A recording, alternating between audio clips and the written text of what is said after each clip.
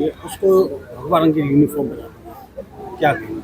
मैं समझती हूँ कि संविधान के जो दिया है बाबा भीमराव अम्बेडकर जी ने और जो कॉन्स्टिट्यूशन है उसी के माध्यम से ही हम लोगों को देश को चलाना है।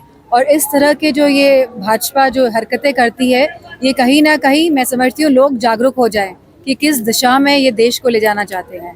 भारतीय जनता पार्टी के प्रत्याशी कह रहे हैं कि जो मेरे साथ हुजूम दिखा है, ये हुजूम ही मुझे जिताएगा। मैं समझती हूँ कि मैनपुरी के जो क्षेत्र है और जो यहाँ पे जो लोग रहते हैं वो इस बात से वाकिफ़ हैं कि किस तरह का शोषण यहाँ पे लोगों का होता है, किस तरह का दुर्व्यवहार लोगों के साथ होता है, और वो इस बात तैयार हैं वोट डालने के लिए। प्रधानमंत्री कह रहे हैं कि इस बार चुनाव सांसद बनाने का नहीं है, एक मजबूत सरकार देने का है।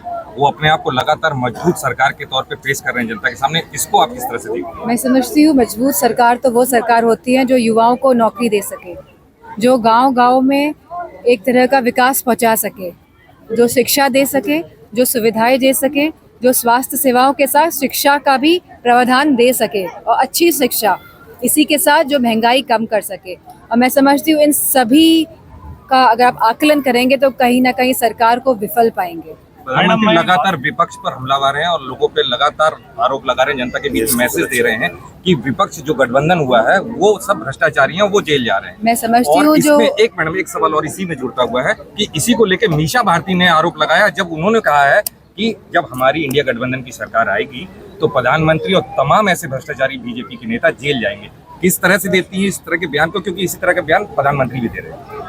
जब इंडिया गठबंधन की सरकार आएगी तो समाजवादी पार्टी का केंद्र रहेगा कि युवाओं को रोजगार, नौकरी, विकास कार्य, शिक्षा में सुविधाएं, स्वास्थ्य सेवाएं और महिला पेंशन दी जाए, इसी तरह का, और महिला सुरक्षा पे खास तौर पे काम किया जाएगा। मैडम, मैं भाजपा लगातार कह रही है 400 पार, वहीं नागालैंड, मणिपुर में अपना प्रत्याशी होता है, आप कैसे देखते हैं? मैं समझती हूँ जो मणिपुर वाली घटना हुई थी वो इतनी दर्दनाक और दुखदायक थी जिसका आकलन नहीं किया जा सकता शब्दों से। और मैं समझती हूँ पूरी मीडिया को जोर शोर से जहाँ दिखाना चाहिए था इन घटनाओं के बारे में, और कैसे दुर्व्यवहार हुआ है और किस तरह नाइंसाफी हुई है मणिपुर के लोगों के साथ, तो कहीं ना कहीं मीडिया भी अपनी भूमिका नहीं निभा पाया है। और भारतीय जनता पार्टी 15 तारीख को नामांकन की डेट कर दी है, आपका नामांकन कब है? अब पता चल जाएगा। ठीक है। सरकार की जो